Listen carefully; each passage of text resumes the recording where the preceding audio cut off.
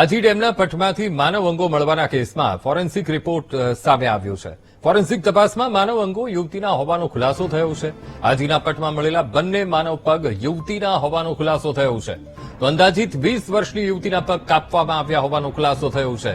બંને પગ એક સમાન કાપવામાં આવ્યા હોવાનો ફોરેન્સિક રિપોર્ટમાં ઘટસ્ફોટ થયો છે. તો હત્યા કરી લાશ આજી ડેમમાં ફેંકી દેવાઈ હોવાનો અંદાજ લગાવવામાં આવી રહ્યો છે.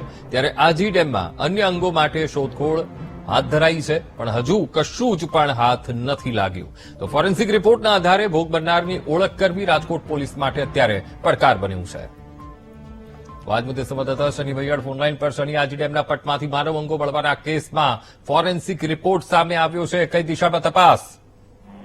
અંકુર, જે રીતના વાત કરવામાં આવે તો રાજકોટમાંથી જે પગ મળવાનો મામલો છે, આજી ડેમ પાસેથી બે કપાયેલા પગ મળ્યા હતા. સમગ્ર બાબતને લઈને લાશ છે તે આજી ડેમમાં ફેંકી દેવાનું શંકાને આધારે પોલીસે તપાસ કરી. ફાયરના જવાનોએ આખો આજી ડેમ ફીંદી માર્યો છે, પરંતુ કોઈ પણ જાતની વસ્તુઓ ત્યાંથી મળી નથી આવી. ડેમનું ઉપરનું ધડ ક્યાં છે તેની લઈને હજુ સુધી કોઈ તપાસ નથી થઈ રહી.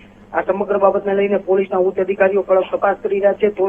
રાજકોટમાં આવી 2 થી 3 ઘટનાઓ બની હતી, જેમાં એક વખત માથું મળ્યું હતું, એક વાર માનવ કંકાલ મળ્યું હતું. આ સમગ્ર બાબતને લઈને હવે જયારે મહિલાના 20 વર્ષીય યુવતીના પગ મળ્યા હોવાની વાત છે તે સામે આવી રહી છે, ત્યારે આ સમગ્ર બાબતની લાશ ક્યાં છે તેને લઈને પોલીસે તપાસ હાથ ધરી છે. જી બિલકુલ શૈલી, સમગ્ર માહિતી સાથે જોડાવા બદલ આપનો આભાર.